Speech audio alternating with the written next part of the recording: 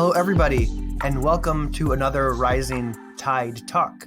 I'm Matt, a roleplay chat Capelli, and today we will be talking about creating for and establishing your YouTube platform. I'm overjoyed to be joined today by an industry expert, writer, and YouTuber. Please join me in welcoming Mr. Tarrasque to our interview this morning, this afternoon, or today, I suppose. Hello, Mr. T. Welcome to the show. Hi there. Thanks for having me and calling me an industry expert while I'm just sitting here with a small channel, with a small community. But yeah, I'll take it. I'll just take it as a compliment and just roll with it. Hey, absolutely. You're one of the finest. That's why you're here, to talk to the fine folks of the Rising Tide community. I'm super excited to talk to you about content creation, especially in the space of YouTube and establishing that community. It's something that I personally attempted to do and failed quite miserably at. So, so I'm happy to hear what you have to say and see if I could borrow some of those nuggets. And hopefully the nuggets of wisdom that you share today will be helpful for everybody else listening. In today's chat, I'm kind of hoping to talk about three main categories of conversation. The first one is just getting started on YouTube specifically. Then once we talk about that, we'll move on to content creation more generally within the YouTube space. And then last but not least, YouTube and community and how those two things interplay with one another. So for those of you listening live today, that's what we're going to be talking about. But if at any point I say something and you want clarification, or Mr. T says something and it prompts you of a question that you want to ask us that's more specific, please share those questions in the RT discussion text channel on the Discord server. So there's the chat for the video conversation right now where you could like hype us up and clap and say cool, nice things to us. And then if you have questions that are specific, it's easier for me to go fish them out if you post them in the RT discussions text chat. So I think that's it. So why don't we dive right into it? Mr. T, you ready to get going, to start talking about games? Yeah, I was born ready, so. All right, let's go. Let's do it. So why don't I start you with one about you and your channel? How did you get started on YouTube? Can you tell us a little bit about your journey, the build up before you launched your channel? Well, launch is a big word, of course, but I've always wanted to do YouTube because like I started, I think about 7 years ago with another channel. About 7 years ago, there was still this. Now there's more smaller channels, but it used to be so that they're like successful smaller channels, right?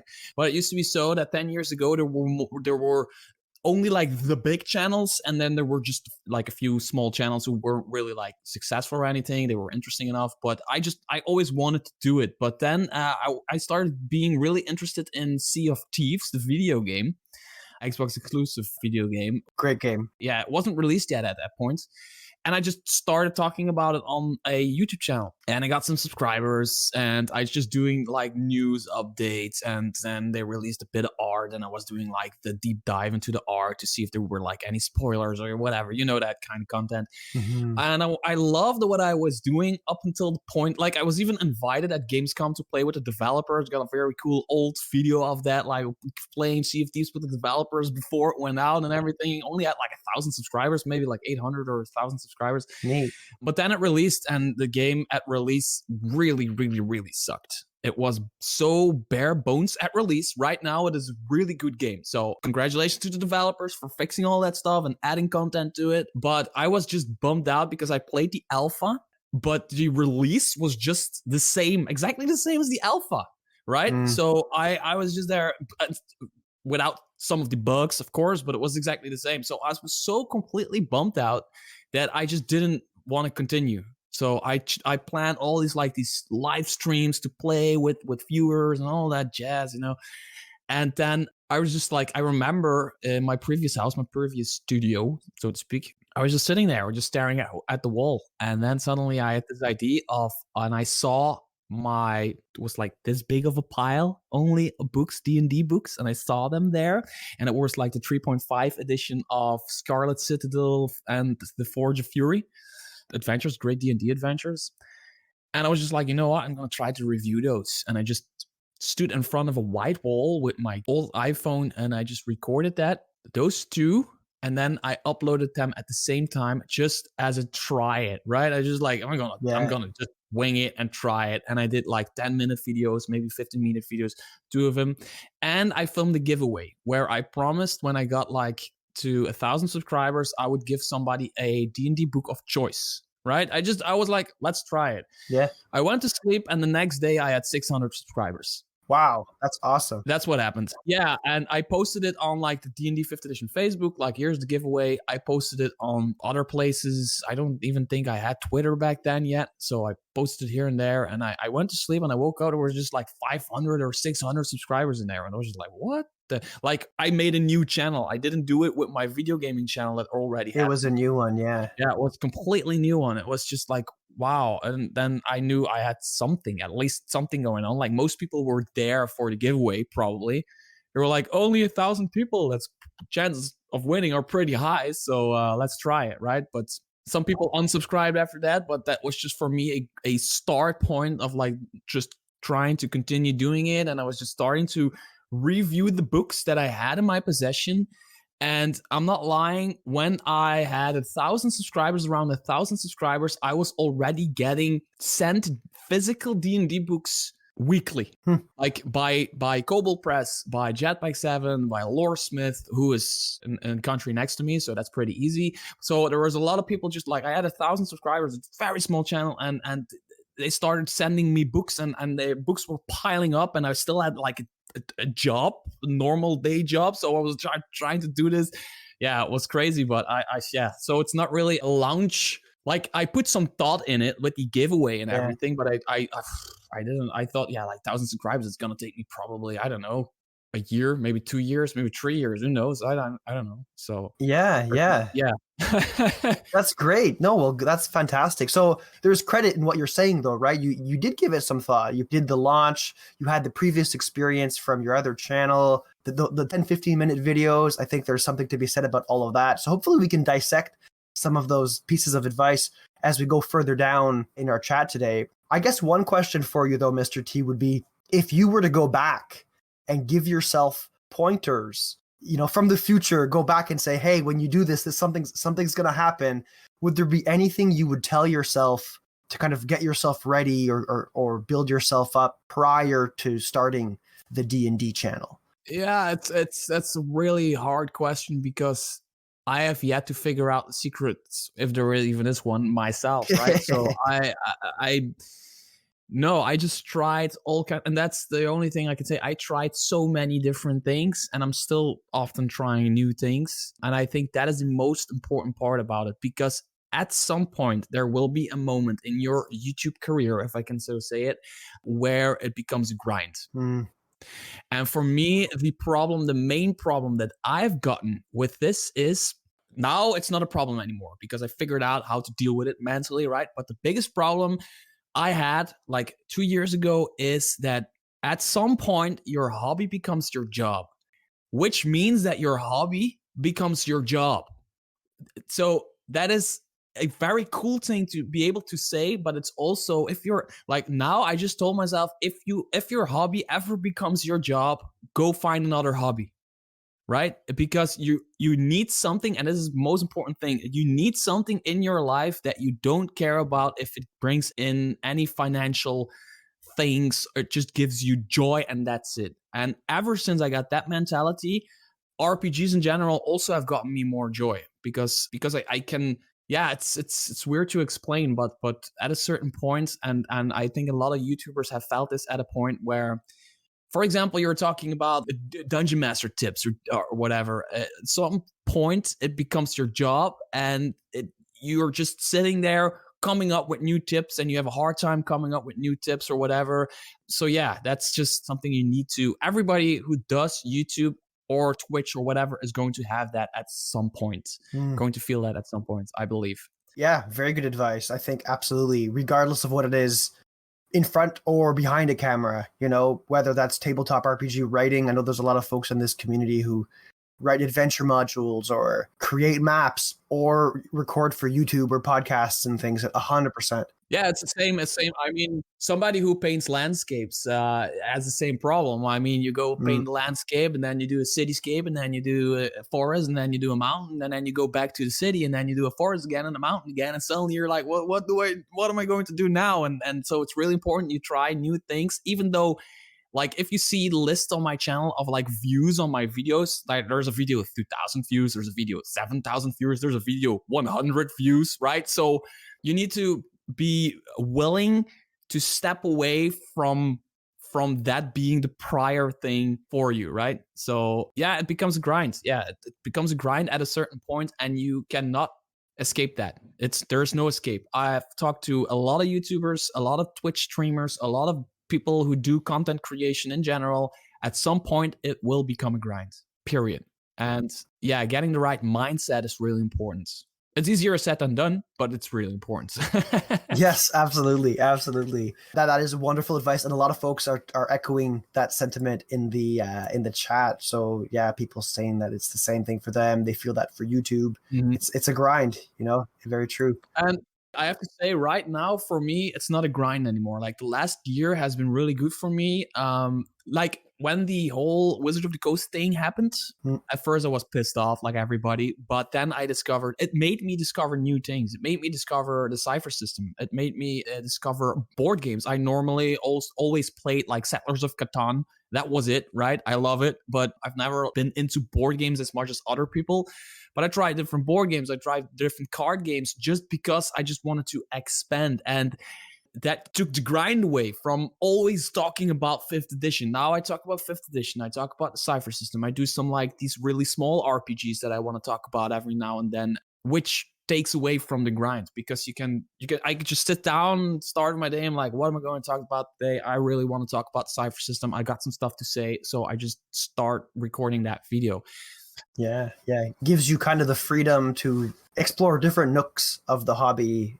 No, 100%. I can appreciate that. Before we dive into more content creation stuff, Mr. T, I did want to ask, for the people out there who are looking to create a YouTube channel, or perhaps have just gotten started, are there some tools, whether that be physical tools or software tools, that you think are very beginner friendly? What would you recommend as far as tools go to new YouTubers? Yeah, for me, I've tried a lot of different things. I saw like a lot of emails and banners for like that help interpret your analytics and get you more views because of keywords and all that crap. It didn't work for me at all, like at all. One thing that I still use today is Canva. Nice. Yeah. Canva.com. I use it to create my thumbnails. I even use it sometimes to create, like when I do a Kickstarter for a book, I do like these promo images. I create them with Canva. Nice. It can do more than you think. Like when you work with it for half a year, you're like, oh, it can do a lot of things. But then you work for it for 2 years, and then like, holy shit, this thing can do. I really can do a lot of things, right? So if you look up a few tutorials on YouTube on how to like essentially use it for thumbnails and even moving images and all of that stuff for in your videos, it can do a lot. For me, I have a premium account on that, and I'm happy to pay it because, yeah, for me, that is the one software, if it's even software, because it's a web application. That's the one web application I would say everybody who's not like very good with Photoshop or other stuff should get that.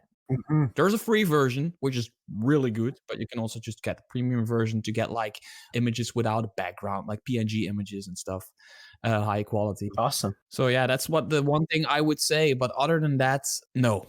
A good editing software, but that depends on your content. Some people just have a video where they talk for 10 minutes straight and don't even edit it because they don't really make mistakes, which is fine. You don't really need editing software for that, especially not expensive editing software, right? You just take away the beginning, take away the end, and just put it on YouTube. You can do that on your phone if you want.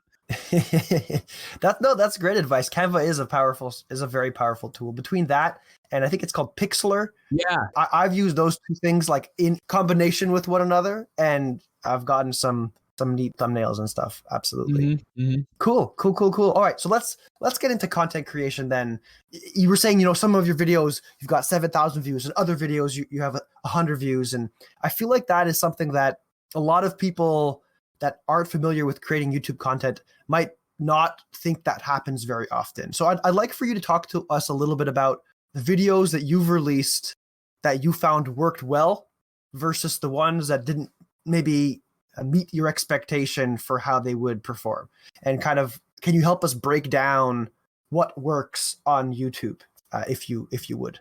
I think it depends on what kind of content you're creating. Like Mm-hmm. what works on YouTube. Like I've been looking for this for a long time, and I've put it on like I don't know stuff like how long is the video. But then I go look into my analytics and I see that I got like one video that is about almost 30 minutes long that got like 20K views or whatever, and then I have a video that is only 5 minutes long, which is also has that amount of views. And then I have a video which is 10 minutes long, also has that amount of views. And then I have videos who have all of those lengths who have no views. So for me, I don't experience, I know a lot of guides say that that is important, but for me, I'm not personally experiencing it that way in what I'm doing. Mm-hmm. Watch time is important. So now I am really experimenting with like, if I do a 10-minute video, how long are people actually watching that? Should I cut that closer or whatever? So what for me works, and this is only because I've been doing it for such a long time that I got enough information in my analytics to actually figure out what works, is lists. Lists work very well. Like best top 5 bestiaries, top 5 monsters from a certain bestiary, the best, I don't know, yeah, stuff like that. I've got like one video that I think is my top performing video, which is the top 10 one shots for 5th edition. And I was like, I'm gonna try something because it's an old video. It was a really old video. I'm just gonna do it again, but with my new webcam, my new microphone, my new studio, my new everything, some new one shots. I just did the video again, and it's again performing exactly the same way. Wow, impressive. Yeah. Yeah, it's just like some videos also that's really weird. Like I have videos that I release them and then within 2 hours they peak and then they go complete flatline, right? So they peak to up to 800, 900 views and then they just flatline and they get like 2-3 views per day dribbling in. Then I get videos which are in the beginning really slow. I'm like, okay, that was not a hit. That's okay. And then a month later, I suddenly see an increase and then it suddenly just explodes. For some reason, the algorithm picks it up. So my theory is that at some point, this algorithm, I don't think there's one person at YouTube working at YouTube who still understands the algorithm. And I think it's just too expensive to create a new one. They just let it be. That's what I think. They're just like, let that thing do whatever it does. And this is like, we created a thing which probably developed artificial intelligence. We don't know, but it probably did. It's probably going to take over the world at some point. Just let it do its thing. Until then, let us do its thing because nobody understands it. That's what I think. I think it is really I think the algorithm on YouTube is such a spaghetti code that nobody is able to like really pinpoint a secret, because I've been seeing so many articles, so many videos on you need to do this, you need to do this, you need to do this, you need to do this. And I've been trying so many different things, and I've seen other YouTubers try other things, and this works for them, and this works for them. And it's just, yeah, in the end, everybody has to figure out what works for their audience, for their channel, for their face, for their voice, for whatever they're doing. That's my theory. Yeah, absolutely. That's a good theory, and I like the idea of YouTube's algorithm being its own kind of creation. Yes. Maybe that should be a one shot. That should be like a Cyberpunk one shot for your next top 10 list. The YouTube algorithm becoming its own entity. Anyway, but speaking of what works for you and what works for us as a community, I'd like to hear your position on what kind of tabletop RPG material lends itself well to the YouTube format. In general, does TTRPG content work well in your opinion, and what are its strengths and what are its weaknesses? I see a lot of really big channels in the tabletop RPG scene, so there is an audience for it. So it is definitely a good subject to start your channel. The thing is, a tabletop RPG, taking that as a genre is a bit too wide.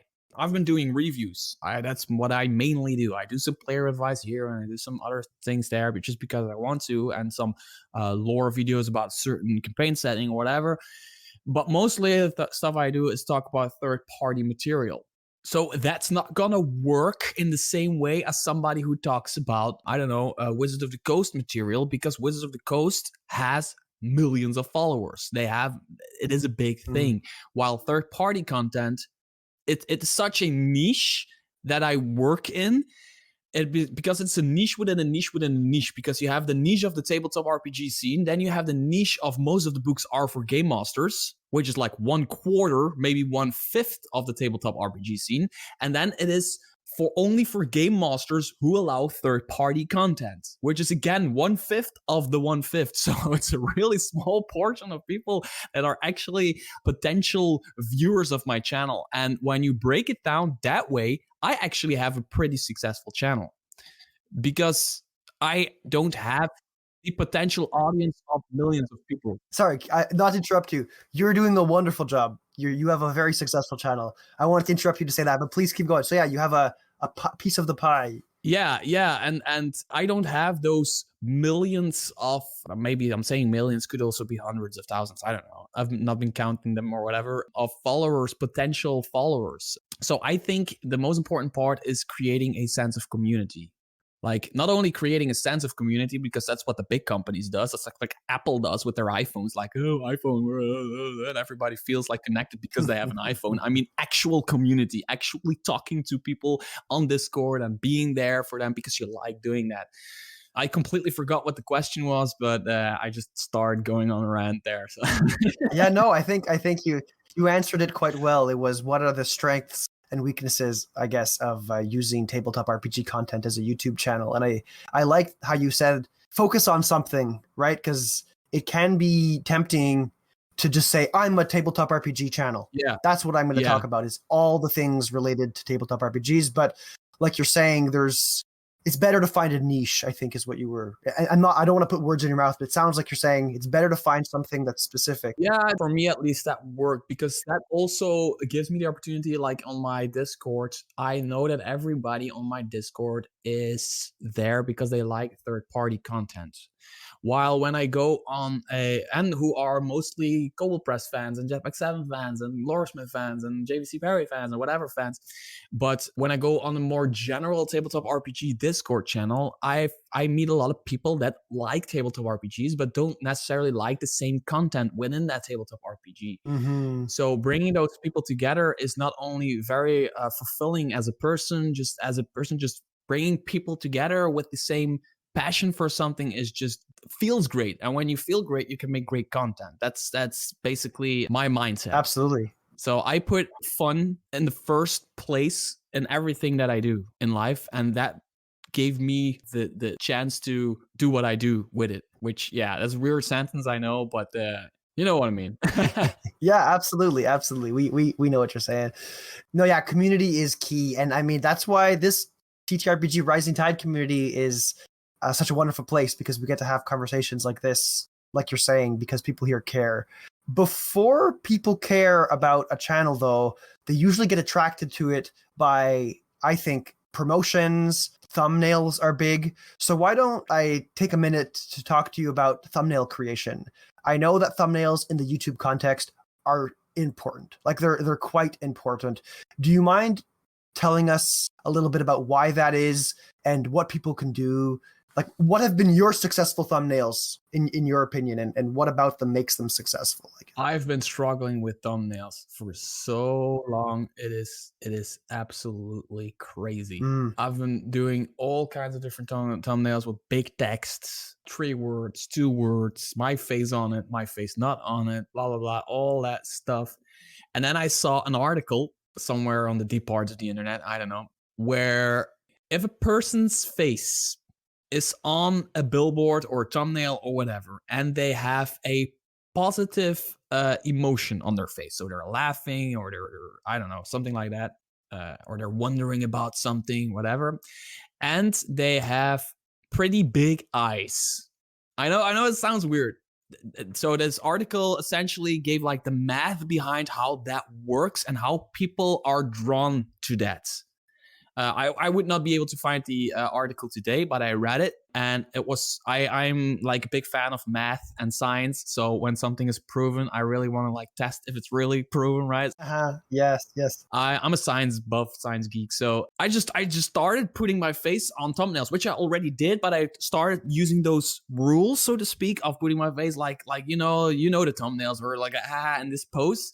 But instead of like posing, because I'm not really good at posing, I just took screenshots from my videos. Oh, nice. I just went through my video and I noticed that at certain points in my video, I had these looks on my face because I have like, for example, I don't know, I'm talking about a book, right? If people can see me, I don't know, I'm talking about a book and I'm talking like this, and if I'm talking like this, there's bound to be a screenshot that's good for promotion or for, right? So this is good, right? So yeah, I just took that and then I used Canva again to get rid of the background, and I put it on another background, put a title, 3 big words on it, big fat words on it, keep it simple. And ever since I'm keeping it simple, they work better, way better. Okay.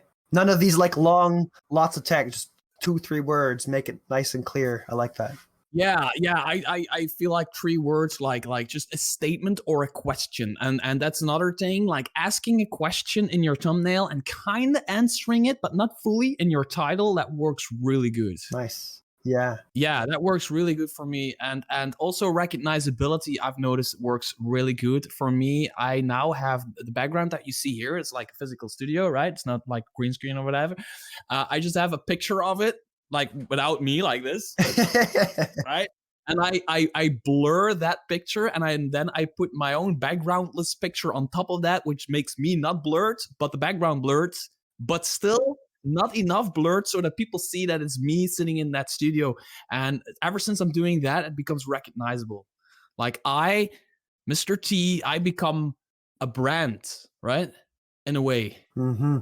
Yeah, absolutely. And I think going back to your question, like for starting out, before people are a fan of your channel or know your channel, I think branding from the start is more important than you think. Keeping it consistent. Yeah. Yeah, just branding. You can change stuff around, especially when you're early in your career, whatever. Try stuff out. Like I said in the beginning, just try stuff out, right? But now I have like this silly, cartoony face everywhere where I go of myself, like that I just used. Like I use it on Twitter, I use it on Facebook, I use it on YouTube, wherever. So it's just a cartoon version of myself, and people start recognizing that. And I think that's really, really important. I think branding is more important than people, like even from the beginning. Yeah, absolutely. Absolutely. Especially when you're cross-platform, right? Like, especially now that Twitter is dispersing all over the place. Yeah. I find that people are going to have a hard time finding you if you're not the same photo with the same username and stuff. And but it's the same way. It's the same way if you want to start a new brand of, I don't know, energy drinks, right? If you in Belgium there was this new brand of sodas called Richie's, and before anybody knew about it, everywhere you went, like barber shop, the general store, I don't know, wherever you could be, these cans would be on the desk and you could buy them there. Even if you were at a barbershop, you could buy that there, right? Mm-hmm. They were on the counter. And then only very slowly you saw them pop up in like the general stores, right? So everywhere you look, you see this one word Richie's in this really cool font with bottles. Everybody you recognize them from miles away, these bottles, right? Absolutely. Yeah, it's the same thing basically. It's just that branding from the start. They weren't like, we're going to create a soda and then see how that plays out. No, they were just, we're going to create a soda, it's going to look like this, and people are going to be seeing it everywhere, right? So that's basically that. At some certain point in time, people are going to want to drink it. So it's the same with a YouTube channel. If you have a YouTube channel with great thumbnails, even if you have no viewers in the beginning or no fans in the beginnings, but you have great thumbnails and you have great general branding, people are going to not click your thumbnail, then again not click your thumbnail, then again not click your thumbnail, then again not click your thumbnail, and then at a certain point they're going to be like, who the is this guy? Why does he keep showing up? And they're going to click your thumbnail. But it has to be a thumbnail that they've seen. Even if they don't click it, they need to have seen it. And that's the most important part, I think. Yeah, absolutely. Really quickly before we jump into talking about community, because I think we need to definitely talk about that. You mentioned being a big nerd for stats and math and science and things like that. Could you talk to us a little bit about the YouTube Creator app and the kind of on that platform, the metrics and stats that you have access to, and which ones you feel are the most useful to inform how you create content, like your next content? Most important part, like I've been checking analytics ever since I do YouTube. I check these analytics all the time, and there was like, yeah, most people who watch your channel are male, and oh, most people who watch your channel are from the USA, and most people who watch your channel also watch, I don't know, weird porn. I don't know, something like that, right? So I'm like, yeah, who cares about that stuff? I mean, what am I essentially able to do with that kind of analytics, right? So, and then suddenly there was this research tab. And that completely changed the game for me. And it is on your phone, but it is also on a computer. But the version on your computer in like your browser, your YouTube creator browser thingy, is way better. You can literally search up keywords and then see the traffic and related keywords for that. And then you can literally see how high the traffic is for that. So if I type in, I don't know, Rise of the Draw, which I'm seeing right there, Rise of the Draw for 5th edition, right? I type in Rise of the Draw on YouTube. It's going to tell me if the search volume at this point in time, last couple of weeks, is low, medium, high, very high, or extremely high. And even if there is a content gap. If there is a content gap, you need to jump on it, right? And then you need to have those words in your title. You need to have those words in your description. And that really works. I tested it out I was searching around for like video IDs, right? I was just sitting on my computer and I typed in Shadow Dark RPG. I typed that in on YouTube on my research tab and it was like extremely high search volume. And it said content gap, which means there is a lot of people searching for it, but there isn't enough videos to cover that search volume. So I created a video on it. I was like, okay, I'm gonna download the RPG, check it out, take myself 2 days to really thoroughly check it out, and then I do a review on it. The video did extremely well. It's the same with Old Gods of Appalachia, which I recently covered, Cypher System RPG. Same thing. I typed in Old Gods of Appalachia, and it said right now, very high search volume. I did a review on it, and it just completely, I did it last week. It already has like 2.3K, like 22,300 views or something, which is for my channel pretty damn good. So yeah, the research tab is, if I can give you one tip as a content creator right now on YouTube, go watch some videos on how to really use the research tab. It is really simple, but it has some nuances. Really check out the research tab and find some people who teach you tutorials on how to use the research tab, because that is so essential and it really helped my channel a lot, because you really get the insight that you need. You get to know like, this is what people are looking for, or this is what people are not looking for, which is also great information because you don't want to waste your time, right? That said, I also do videos on things that are very low search volume just because I want to. That's the thing. That's the luxury I have. I do reviews. Sometimes I'm just like, I do a video on, I don't know, a book that I really like. And I'm just like, who cares if people are looking for it? I want people to know about it. So I do a video on that. But I already have a community that will probably to a degree watch that video, and then the creator of that RPG or that book will probably get some sales from that, which is great, which is why I started doing this thing. It's to help third-party creators and to get people into that third-party scene. So yeah, the research tab is really great. Oh, that's amazing advice. I think absolutely, like you're saying, that's a tool that people should harness if you're not already, because all the analytics are there. It's just figuring out how to use it. So thank you, Mr. T. That's wonderful advice. Yeah, and a lot of these analytics are interesting. They're interesting, but I don't know if I can really work with a lot of that information. Yeah. Like the age of my viewers. That's really handy for other people who are doing video game content.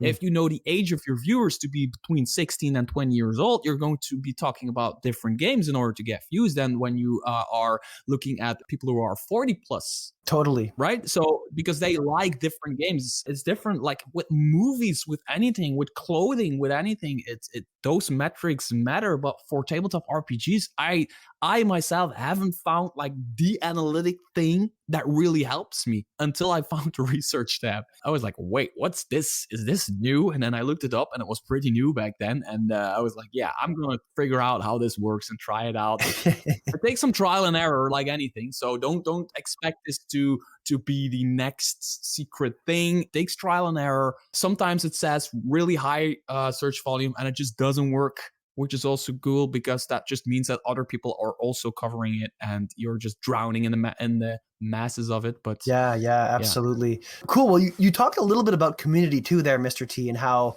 the community is what enables you to create content sometimes without expectation because you're making it for you, you like it, and you want to share it with your community.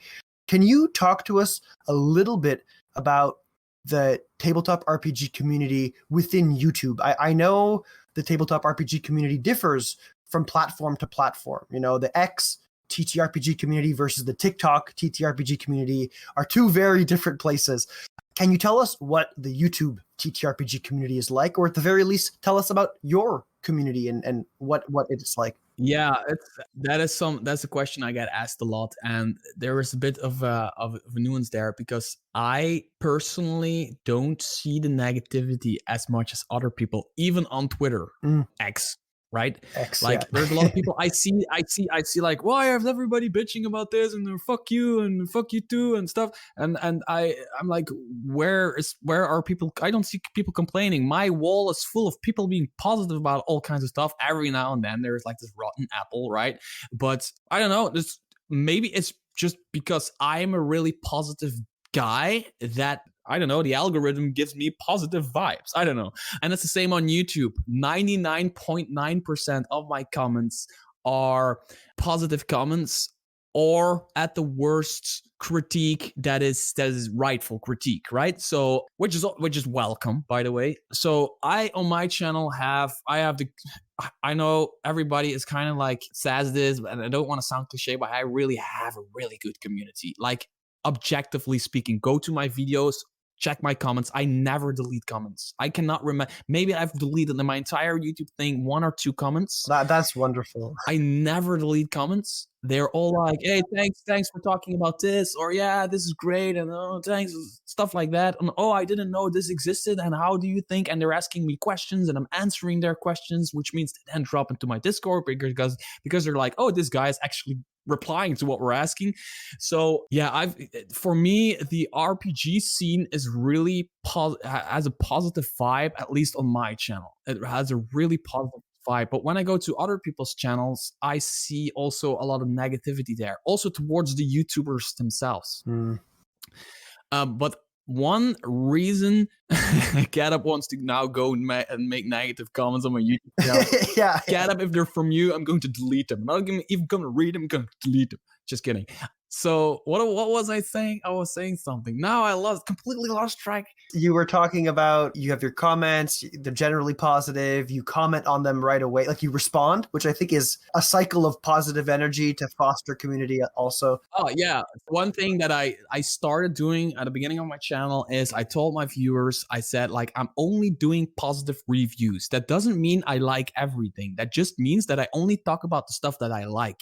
If I didn't talk about it, that can mean 2 things. 1, I didn't read it, or 2, I didn't like it, right? So I don't want my channel to be like, oh, this is good and this is bad and this is medium. No, I want my channel to be like, here's a list of things that I like. Yeah. Period. For some reason or another. I'm going to point out stuff about everything that I find a little bit less attractive, or some negative part about this book because I don't like the art. Art is a little bit off or whatever, I don't know. But I'm only going to talk about stuff that I like. So I think that also attracts people that want to hear about awesome stuff. And I don't want to just sit and watch somebody rant about how they hate Rise of the Draw because it's racist. I don't know, stuff like that. There's enough complaining in the world. There's enough bitching in the world. There's enough of that in the world. So I'm just the guy that just comes with like, oh, here's something awesome, and here's something awesome. And I genuinely mean that when I say that kind of stuff. And I think that's why I attract these people that also want to live that way in a way, right? That are like, yeah, let's just be positive about stuff, right? Yeah, put out the positivity that you want to see in the world. I can appreciate that because, yeah, I see a lot of negativity out there. It is really cliche, but it works. Yeah, And I've never done that intentionally or whatever, but it just is the way, it's the nature of my channel, I think. yeah. As far as, and sorry to, I want to keep talking about this, but I'm looking at the clock and I want to ask you a couple more questions about community before we get to the questions from this community. I guess specifically, were there things or tools that you've used maybe to help drive the building your community? Like, are there social media platforms that you use outside of YouTube to help draw people towards YouTube that you've had success with? Or are there perhaps tools within YouTube that you use to drum up community, like polls? You can post polls on YouTube now, or you can use Yeah. I use the YouTube community tab quite a lot.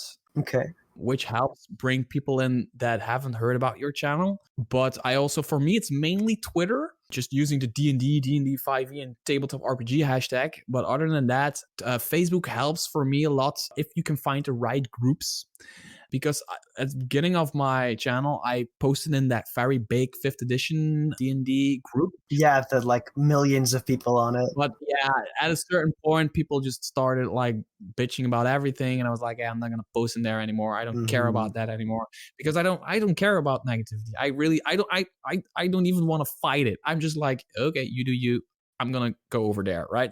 So, for example, for the Cypher system, there are a few really good groups, and I literally posted like 2 videos in there, and under my descriptor of the video, I put like between brackets, I put like, hey, if I'm posting too much, just let me know. I'll shut up for a few days, right? And there were like people replying, no, this is great. We like that you're posting Cypher system content. And I was like, okay, I'll just continue doing that until people stop me. And people never stop me. People are actually clicking those videos to my channel. So finding the right communities again is really important, because those Cypher system communities like Cypher Unlimited, for example, they are really great. Great people who cover Cypher content, who have a Discord channel, they have a Facebook group. Yeah, and actually what I think, your platform is not as important as how active and respectful you are. You need to be part of the community. Not because you have to, but because you want to. If you don't want to do that, don't do it. Don't start, because that's something you want to do, be part of the community. I reply to when I see somebody talk about the question in the Midgard campaign setting. They're like, hey, where is this location located? Because I can't really find it where it's located. And then I'm just like, oh, it's located there and there and there. Just look on your map below this point. And I don't necessarily put a URL to one of my videos in there or whatever and stuff. I am active there, but they see the same profile pic there as they see on YouTube. So if they then encounter me on YouTube, there's going to be somewhere in the back of their head, there's going to be that branding thing again, right? It's boom, and then there's, oh, that's the guy that helped me on Facebook. Even if they don't realize it, they're going to be drawn to it, right? So that's just the psychology of it. Yes. Yeah, community is really important, but it is only something that you can genuinely do well if you genuinely like doing it. And I really appreciate what you're saying. You know, you're going in there, you're saying you're going to a community because you want to be in that community. You want to give back to that community, because otherwise, yeah, people will know right away that you're just here to link drop and then run away. You know? Yeah. You can taste it, you can see it, you can feel it. So I definitely appreciate that. You get what you give in, just like the positivity. You get what you give back 100%. Yeah, absolutely.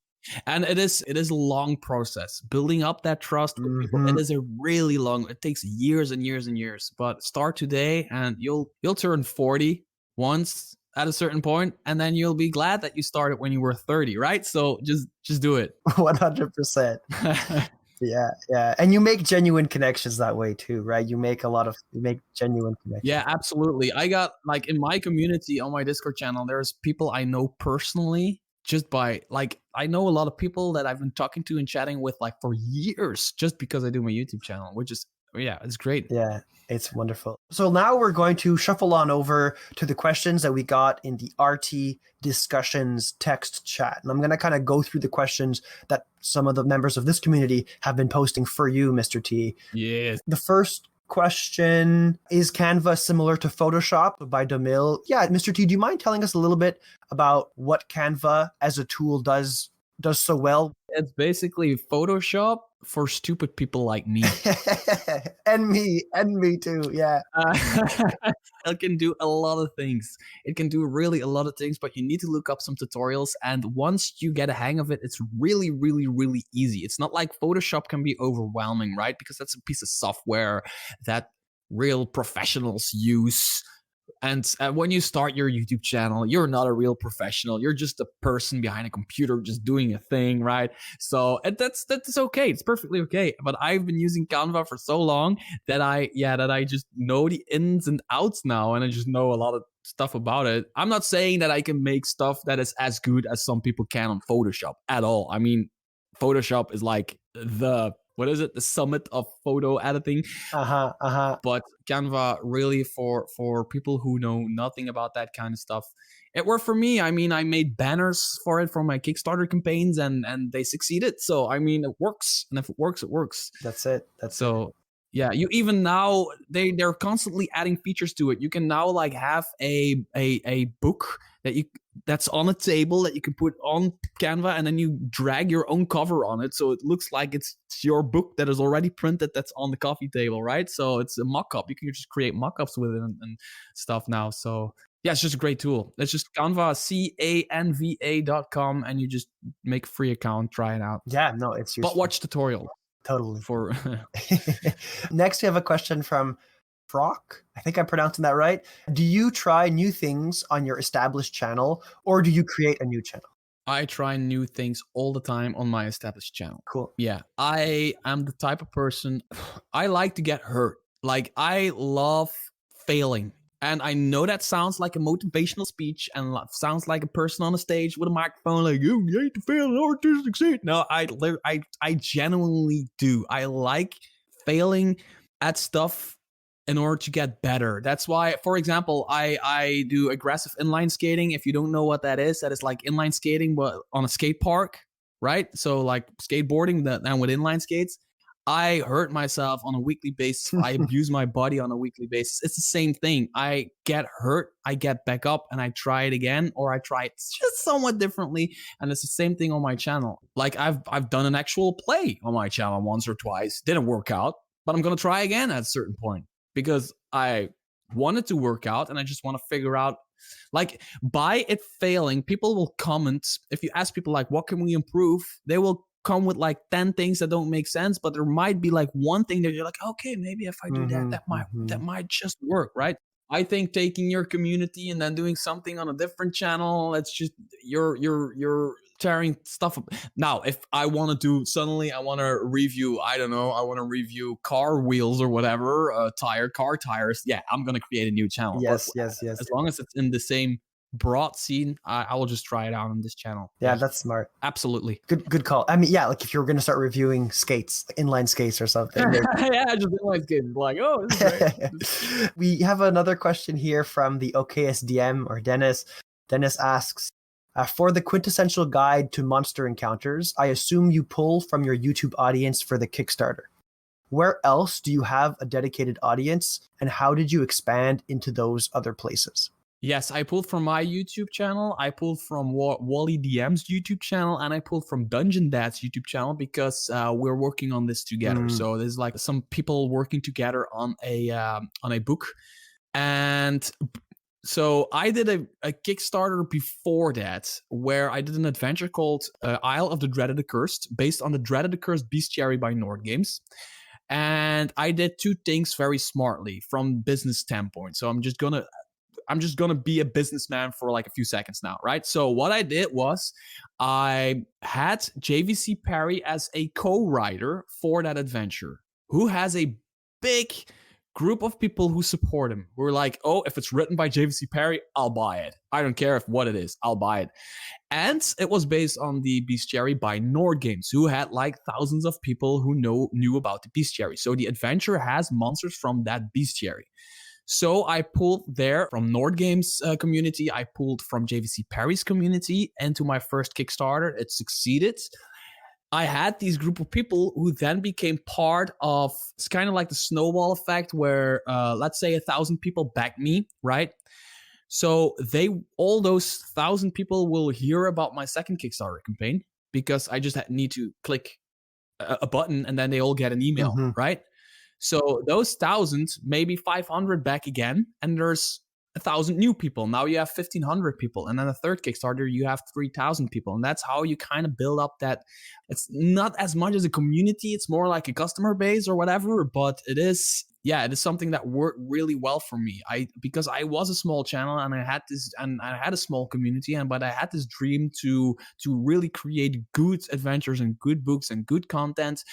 Yeah, I was just like, what if I take this bestiary? Because the adventure came from that bestiary. I was playing a game, and the idea of the adventure came because I was using that bestiary. So it just made sense for me. Yeah. So I just mailed Norgames like, hey, what if I do this? And they were like, yeah, great, do it. And so they put my Kickstarter in their newsletter. And so I pulled some from them, pulled JVC Perry, all that stuff. I hope that's an answer to the question, kind of. Yeah, I think so. Yeah, and I think definitely being strategic and the people that you partner with, I think is important, right? You want to partner with people that cover things that maybe you can't cover, or elevate the things that you can, and 100%, I think that's smart. Yeah, absolutely. Because I wasn't a writer at that point. And JVC Perry, I had a good relationship already with him because I reviewed a lot of his books already, Mm-hmm. because he was my favorite writer at that point in time. So I just grabbed my balls and I was just like, sorry for the language. I was just like, hey, would you like to write an adventure with me? I was just like, please say yes, please say yes. And he was just like, yeah, sure, let's do it. And I was like, Nice, yes. And nice. yeah, yeah. Wonderful. So it is smart from a business side, but I'm also just like an adult kid who's just very happy and excited to do that. Absolutely. And then our last question from Kedup, and actually it's funny you say the icons are important. I recognize Kedup's icon, like you were saying. I don't know, from like Twitter and stuff. Yeah, I wanted to say that. I forgot, but I was looking at Kedup when I was saying. I was like, I need to mention that. But yeah, that's exactly what I mean. Everybody knows. You don't need to read his name in order to know who you're talking to. 1,000,000%. And then, Kedup asks, what is it about the Cypher system specifically that has you made your focus on it so much these days? I cannot pinpoint a specific. The fact that I can literally explain the entire system to you in 3 minutes, I can sit you down for a game and you'll be playing the game and understanding the game in 5 minutes. And that's why I like it, because it isn't some people say it's because of that it's kind of like shallow or whatever. It isn't. It is like, especially if you do so here and there some tweaking of your own, it isn't. You can power build the crap out of it. You can do, like, for 5th edition, I've had people who still don't understand 5th edition in like session 4, right? People that have played for years and they don't know. Like, what do I roll again? You roll a freaking D20. You roll a D20 to do anything. But for the Cypher system, you only have a D20 for everything. So you don't even roll damage dice or whatever. So it's, I can explain the system to you in 5 minutes, and it is as deep and as big as 5th edition, at least. And the character sentence. The character sentence is such an amazing thing. I don't know if you're familiar with the Cypher system, Matt. You probably are. No, not yet. I mean, I'm familiar. I have heard of the Cypher system, and I have a lot of good friends. So I have a video on YouTube where I literally explain the system in 5 minutes. 5 minutes. Yeah. Video takes 5 minutes and you'll understand the system and you'll probably fall in love with it. Yeah, no, I've yet to play it. I have to play one of Underground Oracle's Cypher modules because they have a lot of wonderful ones. But yes, so I think that covers all the community questions, and that covers all the questions I had for you, Mr. T. So thank you very much for being here in the Rising Tide community to talk to us about building up a YouTube channel. Before we say our goodbyes, did you have any last thoughts or consideration for us tonight as it pertains to building up a YouTube channel and a community? And then also after that, please tell us where we can come and follow you and watch all of your content and find your materials as well. Yeah, for finding me, it's really easy. It's Mr. Tarrasque. Type it in Google. You'll probably find me somewhere on Twitter or YouTube or whatever. For advice for people starting their YouTube channel, start, try out stuff and start and do things and fail miserably at some points and enjoy the failure. Learn to enjoy it, embrace it, laugh with it. Who cares? I mean, it's just a YouTube video, right? Never look back on your old videos and say, I need to delete that video, even if it's like only 5 minutes old. If you made a mistake in one video, leave it on YouTube, make another video. correct your mistake from the previous video in your next video if you have to, right? Yeah, that's the only thing that I can say. Just get yourself, sit down and think about, what can I give people? What can I be worth for people?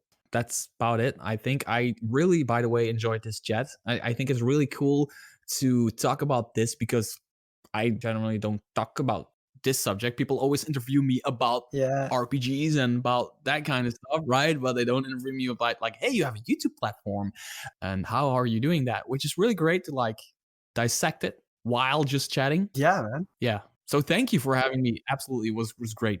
I could talk about this for 4 more hours. I know. I wish we could. There's so many things that I'm sure we could dissect even further. But thank you so much, Mr. T, for being here to talk with the Rising Tide community, and for everybody listening, whether that's live right now or in the podcast format later. I highly recommend that you go check out Mr. Tarrasque on whatever social media platform you're using. And go check out Mr. Tarrasque on YouTube. The videos there, like he said, are all positive, wonderful, and might introduce you to a new system or game or module that you will play at your table. Oh, one more thing. Can I say one more thing? Yes, absolutely. Please approach tabletop RPGs the same way as you approach board games. That's just what I want to say, because nobody plays Monopoly every single evening and the rest of their life. Nobody does that. You play Monopoly, you play Risk, you play Settlers of Catan, you play, I don't know, whatever board game, right? I've been doing that for too long. 5th edition, 5th edition, 5th edition, 5th edition, 5th edition, 5th edition. And the thing with Wizards of the Coast needed to happen in order to give me that mindset of, wait a second, tabletop RPG can be like a board game. I can play 5th edition on Friday. I can play Cypher on a Saturday. I can play Shadow Dark on a Sunday. There's no problem with that. And people, like, there is this shift of people doing that, but there's still a lot of people that are true to one system, which is great, but just they almost take the identity of that system. They're almost offended if you talk about another system, right? If you talk about 5th edition, there's always Pathfinder people being, oh, Pathfinder is the best. There's always like 3.5 and there's and everybody. No, just play the game you want to play at that point in time with those people you want to play it with. Like, for example, if I can say this really quickly, I have one group that I won't be playing Cypher with ever. It's just not for them. And I have one group that I won't be ever playing 5th edition with again, right? So it just depends on the group. It depends on the people. It depends on what you're looking for. And that's the same with a board game. It's the same with a tabletop RPG. Now I'm going to shut up. No, but I appreciate you saying that, Mr. T. You're right. Systems, sometimes the same person can prefer one system over another just based off of the day that they had at work or the week that they've had personal, their personal life. Absolutely. So 1,000,000%, it's good to have a lot of games in your arsenal to choose the ones that are most suited for the given situation. So yes, I 100% echo your statement. People should try everything out there if they can. With that being said, I think people should definitely go check out your reviews to maybe get a little bit of insight on what systems they could try, whether that be Cypher or some of the other things that you're talking about on your YouTube channel. Outside of that, I would recommend people to now also follow us, the Rising Tide community, on their socials. So that's at TTRPG Rising Tide on X, Threads, Mastodon. I think we're on Instagram now too. I'm not sure, but definitely go find us there if you can. And I appreciate any boost that people might be able to give to encourage new people to join our Discord community, where we are tabletop RPG content creators making content for one another to rise our tide and lift our boats up even higher. I've been Matt at roll_play_chat on all socials, and this has been another RT Talks. Join us live in our Discord community for our next event. That's going to be taking place in mid-October. That's the 16th of October, I believe, in the evening. And we will be talking to David from Crowdfunder on how to crowdfund your projects and more. So thank you, Mr. T, for being here today. And remember, folks, rising tide lifts all boats. So see you next time. Bye-bye. Bye, everybody.